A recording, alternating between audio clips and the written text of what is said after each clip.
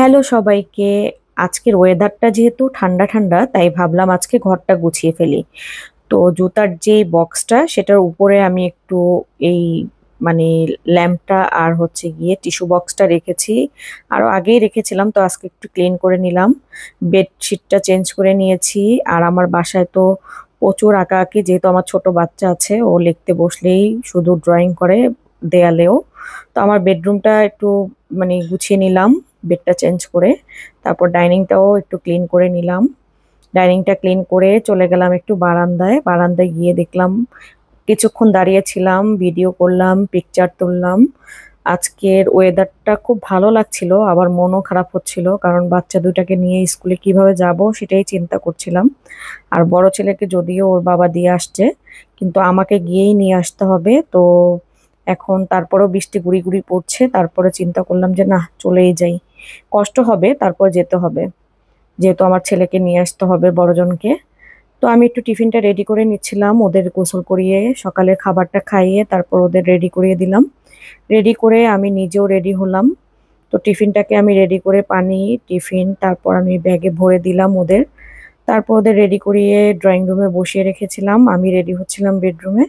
পরে ওদের ডাকলাম যে আসো তোমরা এখানে একটু একটু ভিডিও করি। বৃষ্টিটা দেখছিলাম কমে কিনা, তো তিনজন মিলে একটু ভিডিও নিচ্ছিলাম, হাসতে হাসতে আর কি।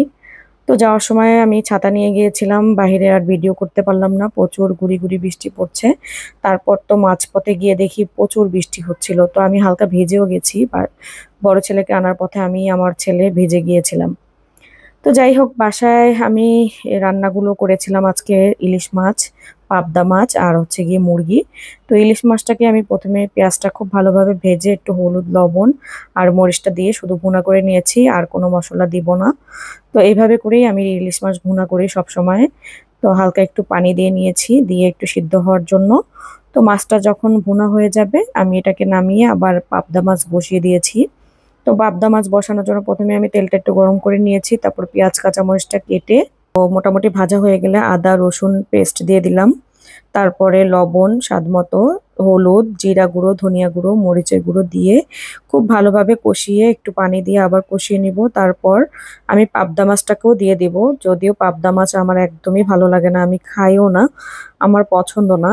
যাই হোক, বাচ্চাদের জন্য রান্না করলাম, আর আমার শ্বশুর আসবে যেহেতু, জন্য একটু রান্না করছিলাম। তো যাই হোক, পাবদা মাছটাকেও আমার কষানো হয়ে গেছে প্রায়, একটু পানি দিয়ে আমি একদম মাখা মাখা করে রান্না করব। তারপর ধনেপাতা দিয়ে দিব। এখন ঢাকনা দিয়ে দিচ্ছি জাস্ট মাছটা সিদ্ধ হওয়ার জন্য।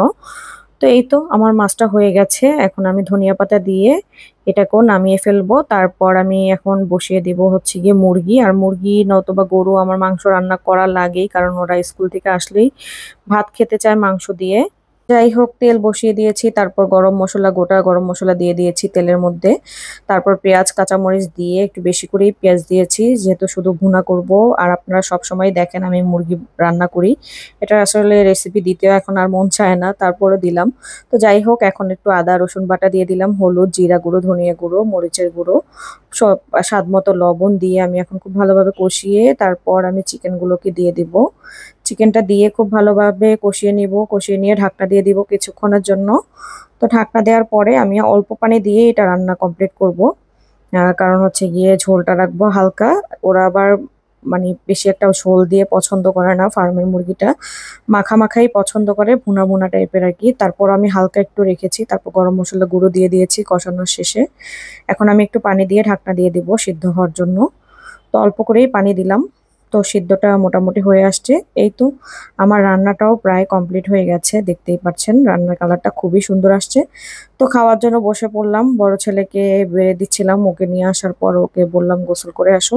ও গোসল করে আসছে, এখন ওর জন্য খাবার বাড়ছিলাম।